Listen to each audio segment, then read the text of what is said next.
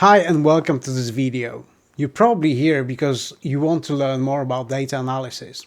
Well, you came to the right place. In this video, we will look at marketing dataset. We will explore this data using Excel's built-in data analysis tools, and we will also use a little bit of pivot tables.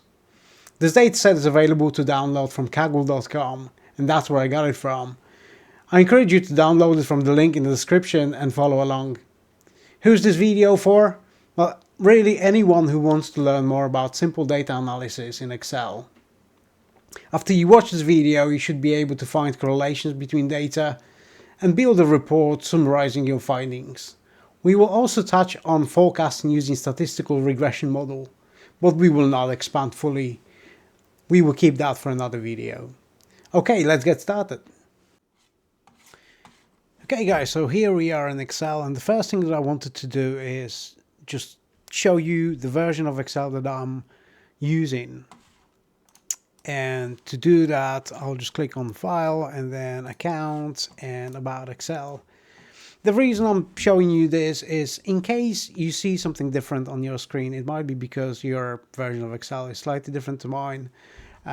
So there will be equivalent operation that you can do in your version. But hopefully the differences won't be big, but I thought it's a good idea to start with that. So I'm currently running a version 2310 build 16.0.1694, and it's obviously a 64-bit version of Excel. Okay, so that out of the way, I've obviously opened this data set. It's a CSV data set. So first thing what I want to do is save this as an Excel workbook. The worst thing is when you do all this work and then you save it as CSV and it all goes to hell. So let's save this as just Excel workbook. It's the first option. So I'm just going to save this in my documents. Okay, great. So now this is saved. When I'm saving changes as I go along, it's not going to be lost because it's a CSV file. So as you can see in here, let's just expand these columns by selecting all the columns and double clicking. As you can see, we have 5 columns here, A to E, and columns A to C are marketing spends through different channels. So we've got TV, radio, and social media. This could be adverts or whatever other marketing campaigns were run. We also have a column on influencer. So this is a level of influencer that was involved in the campaign. And we have sales. So the assumption is that the sales are a direct result of this campaign, right? And whatever has happened during that time. So when we approach data set like this, the first thing that we need to do is to clean it. And what do I mean by that? Well, we need to understand the data first. And the first thing that we do is we always check whether there's any blanks or not. And I can already see here row 15, row 28 in TV. I can see that we have some blanks. The easiest way to do this is what I'm going to do is add a column here, beginning. I'll just call this index. And I'm going to type in 1, 2, and 3 here, and then grab these 3 cells and double click, and that will create my index from 1 to however many data there is in this data set. Okay, so what I'm going to do here is insert a pivot table after we've added our index column. And I'll probably make this bold just so it's clear. But let's insert pivot table. So I'll hit insert and then pivot table, select the drop down and select from the table range. If you're clicked within a data, it should recognize it as a table, and it did. You can see this frame around the data and it tells you what it selected. We're going to put this just here because we will actually get rid of this. Okay, great. So the first thing I'm going to do is grab my index and I'm going to pop it into values. And I don't want sum of my index. What I want is a count of my index. So I'm going to click this arrow here, go into value field settings and change that to count. Okay, the reason I did that was, well, first of all, it's interesting to know that there's 4,572 rows in here. Okay, I'm just going to make a note of that. 4572. Okay, perfect. And what we are going to do is just add these columns in here. And the reason I'm doing this is we're going to check how many of these rows in these columns have blanks in them. You can see that there's some, but we need to understand how many there is. We need to understand how many there is to see whether it's significant. If it's significant, we need to consider a fill-in method for this. And if it's insignificant, we'll delete it. So let's check the TV first. I'm just going to hit the filter here and then pop blank in. And we have 10 in TV. So that's absolutely nothing. It's very small and probably insignificant. Second one, radio, we have 4, very insignificant. Social media, same score. 6, very small. Influencers, I can see that I don't actually have blanks in this data set, in this data column, so that's great. And then the sales, let's select blanks, we have 6. Okay, so because this is insignificant, so we have like 4, 6, 8, which are very small numbers, we are going to delete these rows. If this was higher, I would consider filling them in using some sort of average.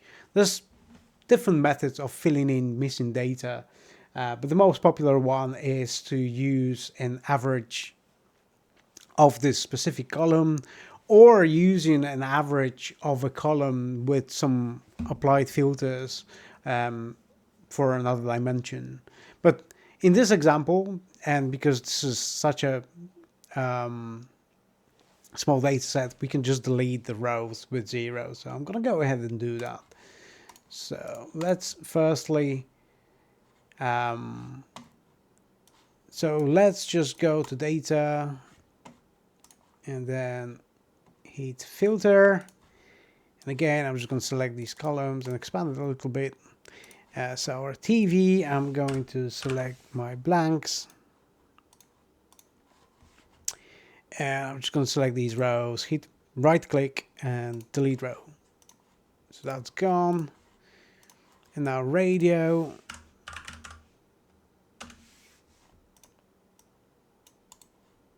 smashing, so the same thing. Social media, blanks, and get rid of them. And this one doesn't have any blanks.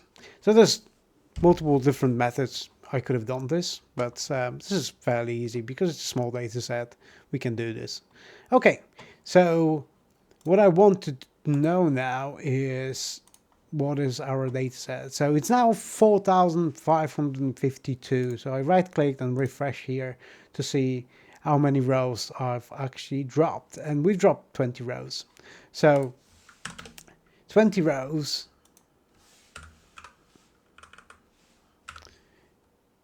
out of original 4572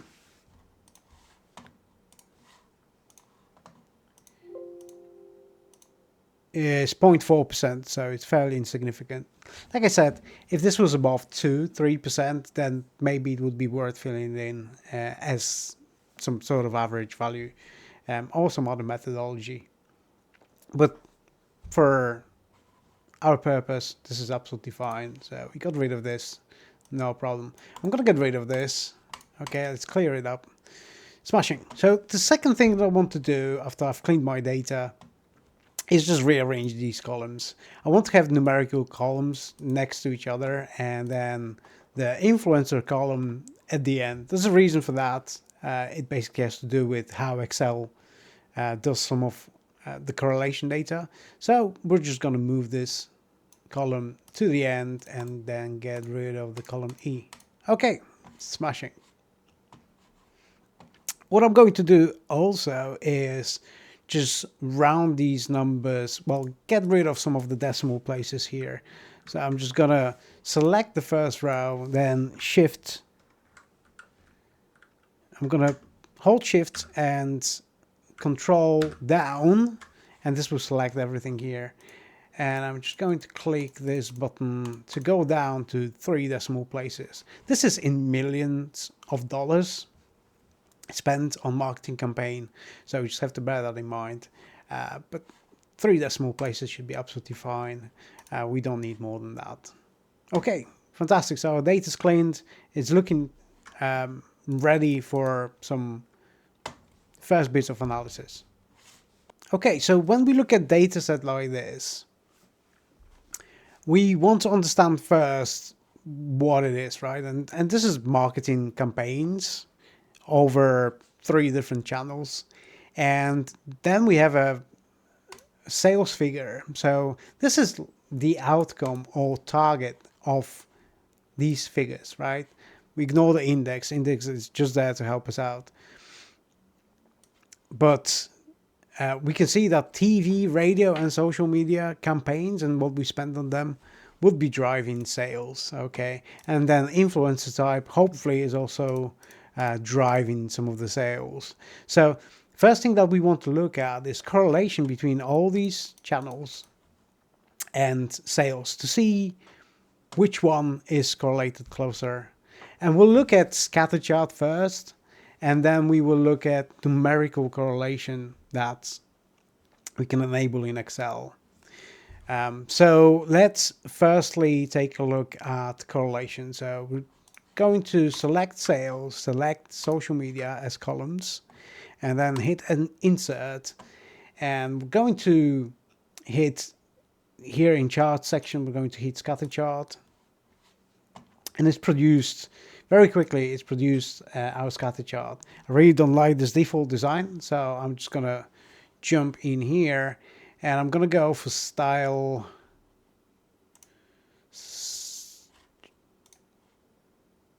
I'm gonna go for style 7. Nice, bubbly. Okay, and this is social media and sales correlation. Okay, and we're just going to format these axes. I want no decimal points here, and the same here. So I'm just gonna go to 0. Okay, fantastic. And I'm gonna add axis labels just so it's clear what's what. And this is sales. Sales. There we go. And this is. And this is social media spend. Okay. And we can see that this data is quite closely correlated. We can see that the minimum is probably around here, around like 40 million mark in sales. And we can see that as the social media spend increases, generally speaking, our sales increase as well. Okay, so we're just going to repeat this for radio. Hit scatter chart and choose 7. There we go. And same deal with axis. 0. Same here.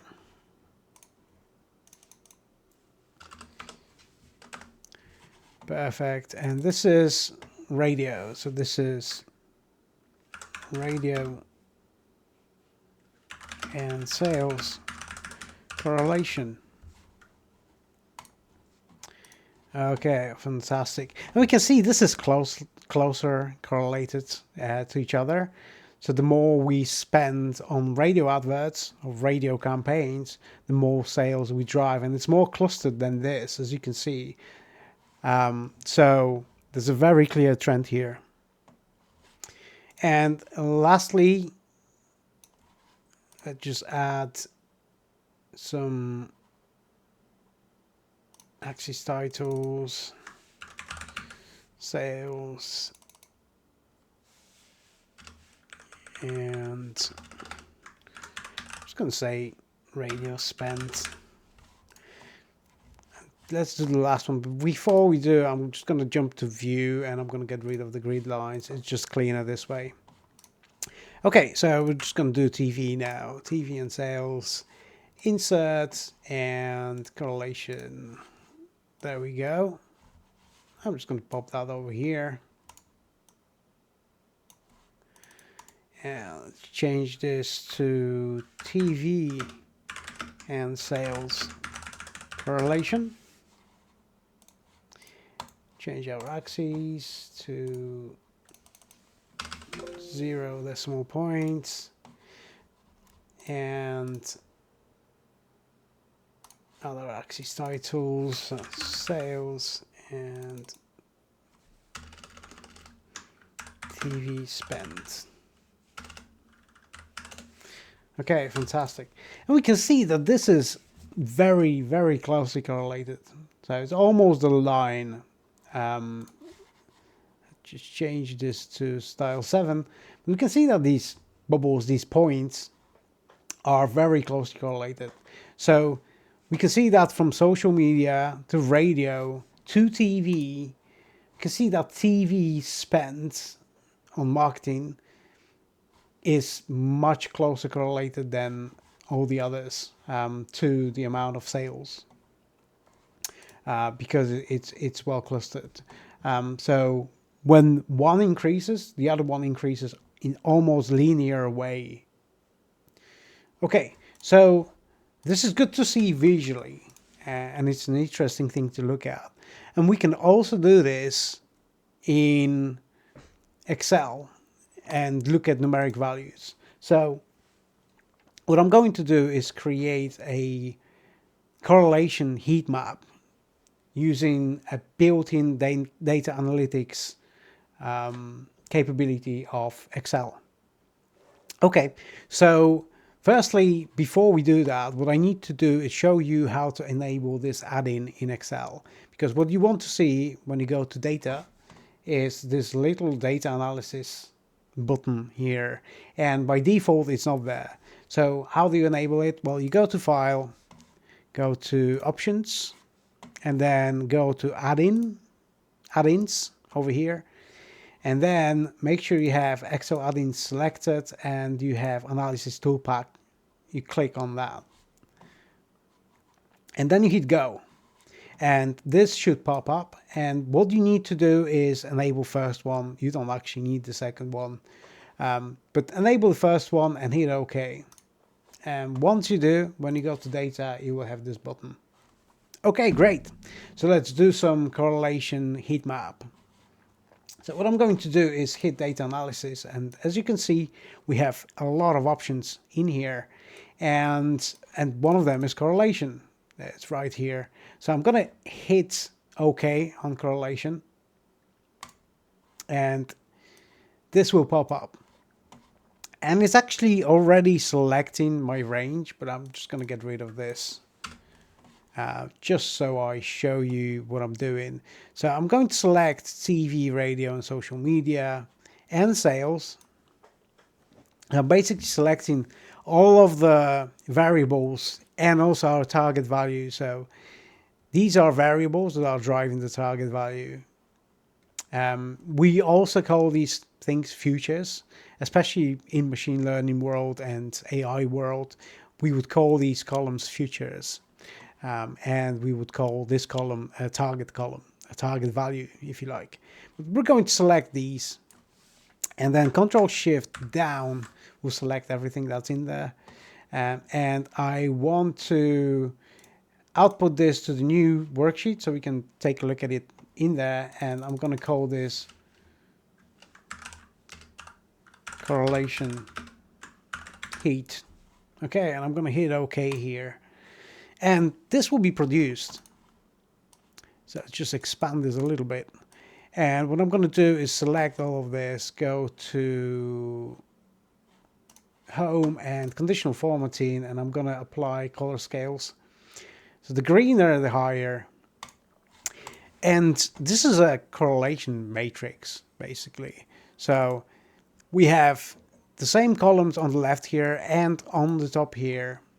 And the values in those boxes here are signifying how closely these values correlate to one another. And we can see that TV to TV is obviously 1 because they're the same values. TV to radio is very closely correlated. So if it's directly correlated, perfect correlation, that's 1. Anything less than that is just lesser, and anything less than 0.5 isn't really strongly correlated, or anything less than 0.75 really for that matter. But these are all positive correlations because we saw this. Going back to our table here in correlation, we can see that when one value increases, the other value increases as well. So that's why these numbers are positive. If one was increasing and the other one was decreasing, so on this chart, for instance, we have a line going like this across rather than up, it would point down, we would have negative numbers over here, but these are positive correlations. Okay, so TV to TV, perfect 1, obviously. TV to radio, 0.86, which indicates that we increase marketing spend in radio and TV at similar sort of levels. TV to social media, this is not correlated very strongly. We can see that's 0.52 or 0.53 if we round this. So the interesting thing is these numbers are not exactly the same. They're not very closely related to one another, these marketing campaigns. And then TV to sales. So this is the most important row, right? The sales and how things are correlated to actual sales. This was the original need to look at this data. And we can see that the interesting thing is that social media sales values is 0.52 or 0.53. The radio to sales is 0.86 or 0.87. And TV to sales is 0.999. So it's very closely correlated. So what it basically means is the more money we spend on TV adverts, that drives sales very directly. And we can see that it's basically a repeated thing that we saw over here where TV is correlated. So what I want to show you is what does it look like graphically, and then what does it look like in numbers. And you can see that the reason this is less correlated than this is very clear, and this is less correlated than this. It's pretty clear graphically, but looking at these numbers, it makes perfect sense. And correlation function from data analysis toolpack is very useful to just see how closely the values are correlated. Okay, so the next thing we're going to look at here is we have this influencer column, and I'm actually interested in how this is driving some of the sales. So let's explore this a little bit. So I'm going to insert a pivot table from range, and it's going to select the range for me. And I'm going to do this on a separate sheet. And let's hit OK here, and we have our pivot table. I'm just going to rename this tab pivots. Influencers. Okay, great. So what we are going to do here is take a look at sales, and then take a look at influencers. And for sake of clarity, I'm going to take away some of these decimal points, add a 1000 divider, so it's easier to read. And we can see that if I now right clicked here and sorted that by largest to smallest, we can see the sum of sales per influencer. But this is sum. What I want to know is the average per influencer. So I don't want the sum, because if, for instance, micro influencer appeared in a dataset more times than mega influencer, the sum would not show me what I'm looking for. So what I'm going to do here is click on this sum of sales in values, because it automatically aggregates it as sum. I'm going to go to value field settings and change that from sum to average, and I'm going to hit OK, and this is now average per influencer. Okay, and I'm just going to duplicate this just to check, because we are looking at averages. We want to make sure that these influences appear in datasets equal amount of time, or roughly equal amount of time, so that the average isn't skewed by that. So I'm going to change from average, I'm going to change to count. And I can see that, roughly speaking, with some, small variances, they appear between 1,112 and 1,152, but the variance between them is about 40. So I'm happy with that. I'm happy that this average is representative. Okay, so we know this. I can get rid of this. And what I also want to know is the average sales, the average spends on marketing campaigns for TV, radio, and social media. Okay, and what I'm going to do is, again, change this to average. So we're looking at average amount of spent on those campaigns during the time when this influencer was involved. Okay, so let's sort the sales from largest to smallest. Perfect. So we can see that, interestingly, what we see here is that for the highest amount of sales, actually, it wasn't the mega influencer that was involved in this campaign, it was a macro. What's also interesting is that actually mega influencer was involved in marketing when we've had the least amount of sales. So this is something to bear in mind. And also we can see that the variance between this is not big. It's about 6 million in sales. Well, relatively speaking, it's not big. When we're talking about almost 100 million sales, the 6 million isn't huge. But we can see that the increases here in, for example, the one that's the highest amount spent, which is TV, and the one that's the closest correlated to sales, we can see that we've increased that by 0.5 by 1.5 million, just over 1.5 million here from this point to this point, but the increase in sales is almost 6 million here. And we can see that the increases here in radio spend is very insignificant, like 300,000, and social media is there's virtually nothing to speak of in terms of difference. So we can now see that influencers, probably the result of influencers' influence on sales isn't what we would expect here. So that's a good thing to know, very good thing to know. Okay, fantastic. So jump back into our data set. Okay, so the next thing that I want to know is distribution of our data. So distribution of what we spend on TV, radio, and social media. So to get my distribution of data, I'm going to hit column B, so this is TV.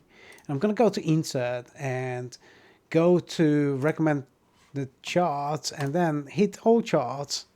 And from here, we can pick a histogram.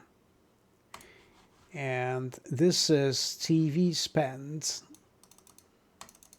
Going to change the title, TV spend distribution. So this is a histogram, and what histogram basically does is it bucketizes our values. So it will bucketize our values. So in this case, it's values from 10 to 16, and we will check how many times values within this range appear in the data set. And this distribution would be called right skewed because it's dropping off to the right, as we can see. And we're going to do this for radio also.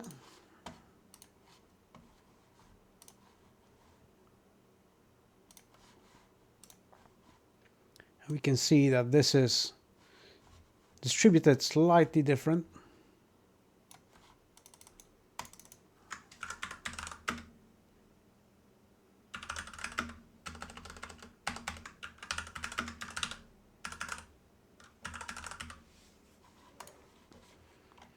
And lastly, I'm going to select social media, insert, and histogram.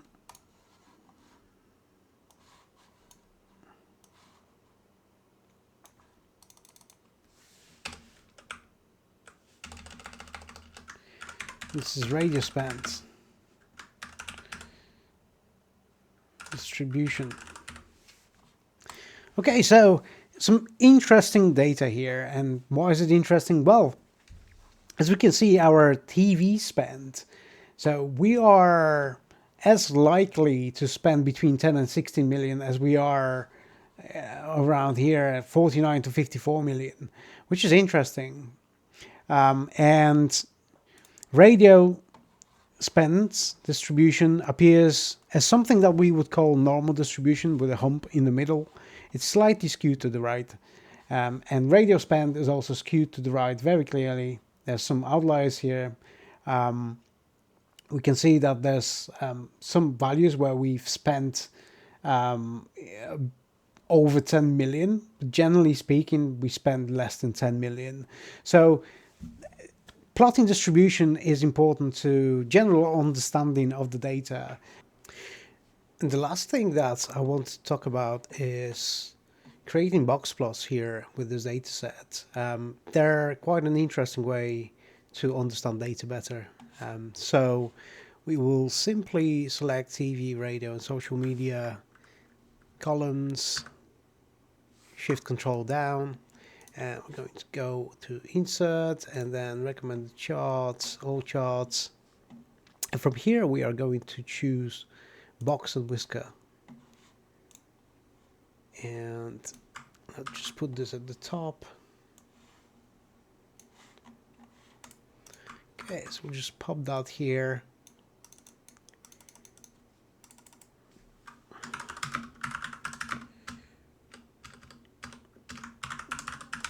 We'll just call this marketing campaigns. Fantastic. We'll add the legend so we know which is which. And if we look at this chart, this gives us some very interesting information. So feel free to read up more about the interpretation of box charts, but effectively what this is showing us is a median value. So the line is a median value for our column of data. In this case, we're looking at TV. So the line represents a median, the cross represents mean, and this box represents the two quartiles that are around the median. And whiskers here, the top and bottom, represent the maximum value and minimum value.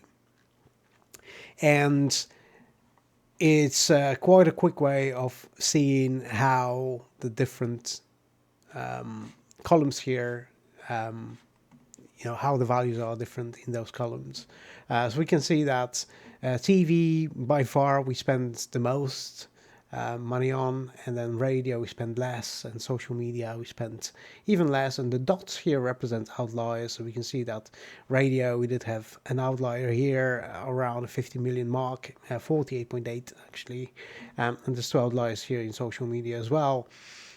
So it just gives you an understanding, better understanding of your data set. And also, if our distribution of TV, let's say, was very skewed with multiple outliers, we would see that the mean and median wouldn't align here.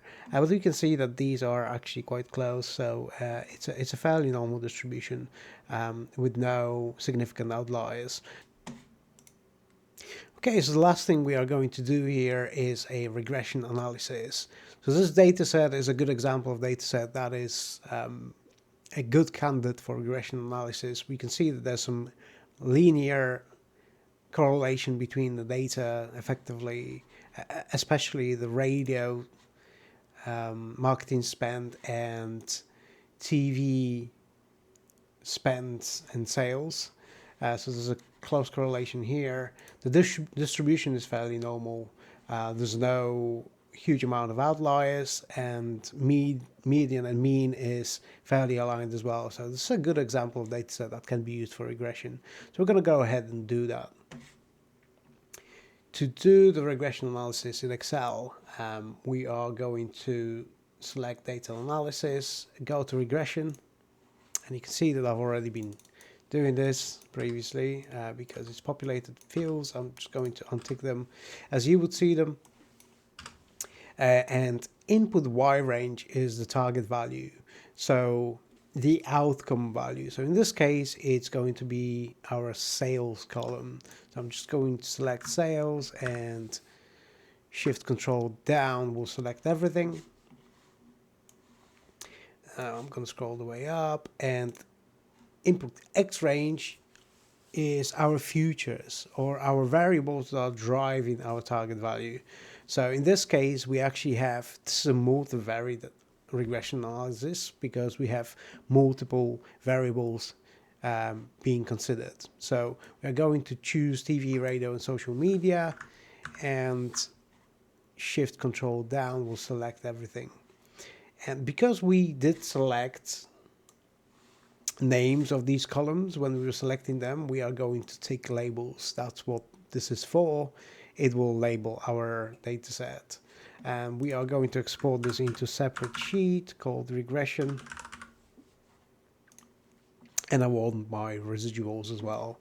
So I'm just going to hit OK here, and it will produce that for me. Okay, fantastic.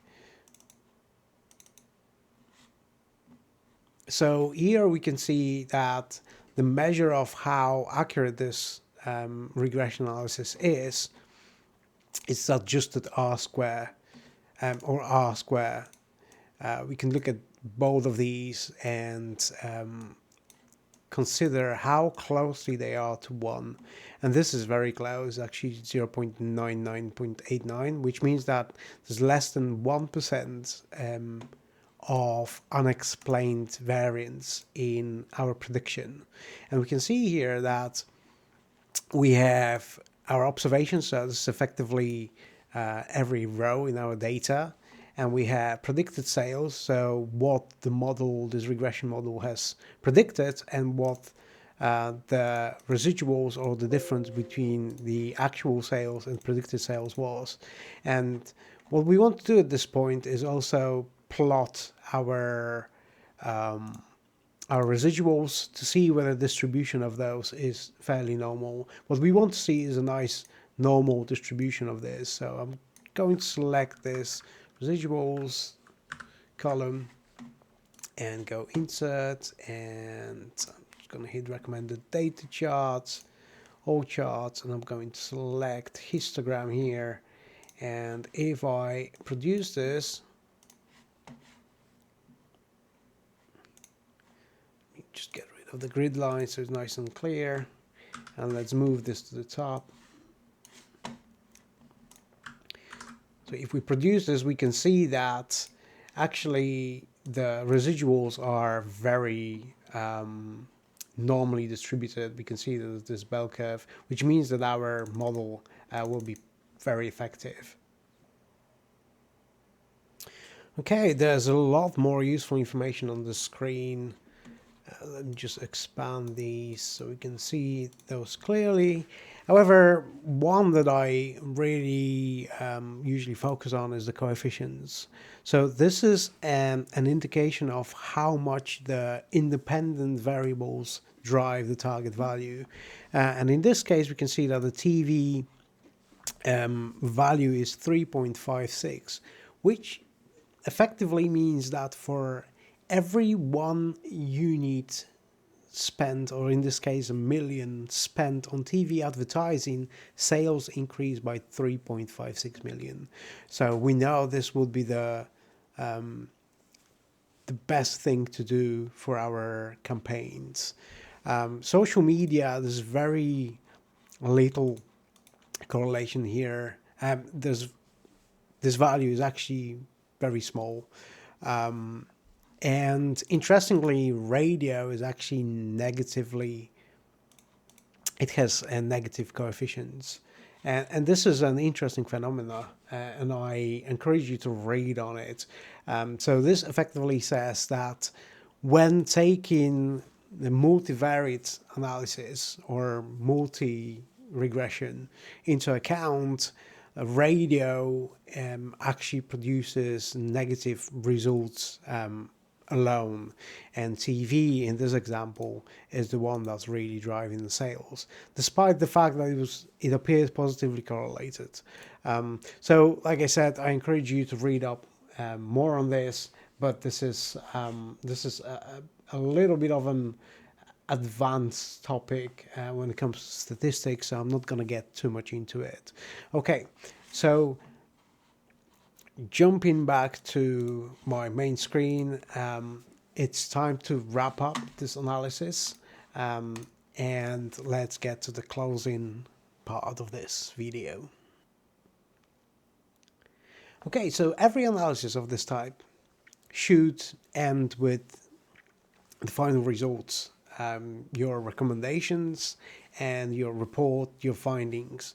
So in this case, we could say that we looked at correlation of data, and TV advertising or marketing is very closely correlated to sales. So is radio, social media less so correlated. In terms of the distribution, we can see that the TV distribution is fairly flat, slightly skewed to the right, and we are as likely to spend 21 to 27 million for this instance as we are to spend some of the higher values. So there's some question regarding that. If this is driving sales so much, why there's so much variance in terms of the distribution of how much we spent on TV. The radio spend seems to be on this lower end and slightly skewed to the right, so it drops off. And max values here are around 30, 40 million, and then there's a few outliers here. There's a quite bit more outliers here in radio, with majority of the appearances in the data being in the lower range, so we don't spend as much on radio. And there's quite a few outliers here, which is also interesting. And then our box plots show a similar picture to our distribution, just represented in a different way. And we can also tell that our medians and means are very close. And radio has little outliers, just one, and social media have multiple outliers. And we can see the spread of spend. Radio is fairly narrow, around 20 million mark, just below that. Actually, we can see this value at 17.86. That's the median value. And TV, on average, we spent about 54 million there, and there's a wide range of what we spent on TV, with minimum values around 10 and maximum around 50, and social media is very narrow. We don't do a lot in this arena. Looking at the effect of influencers, we deducted that they are probably not what we expected, and we spoke about this previously. The correlation numerical values, we can clearly see that as we did in the visual charts. And then the regression analysis showed us that actually TV spend is driving most of the sales, with social media driving a little bit as well. However, radio isn't really the driving force in this multivariate analysis. And our residuals are very normally distributed, which together with the R-squared value indicates that this model could actually predict our sales if we knew our marketing spend in the marketing channels. Okay, this concludes this part of this video. Okay guys, hopefully you've made it to the end of that video. It was quite a lengthy one, but hopefully this was useful, and if it was, please consider subscribing to my channel so you can see any new releases of videos. If it was helpful in any way, please like the video, it really helps. If you have any further questions about anything that I did in this video, please comment and I'll try to answer to as many as I can. And I just want to say that if some of the statistical concepts in this video were quite challenging to you, it's completely normal, but I would encourage you to read up on it to understand it better. I actually recommend buying this book because it's very helpful in understanding the statistics of data analysis. And it's just Statistics 101. Basically covers the most important concepts and some of the things that I covered in this video. So this would be helpful. I'll link it in the description of this video so you can get it if you wish. Other than that, thank you very much for watching, and I'll see you in the next video.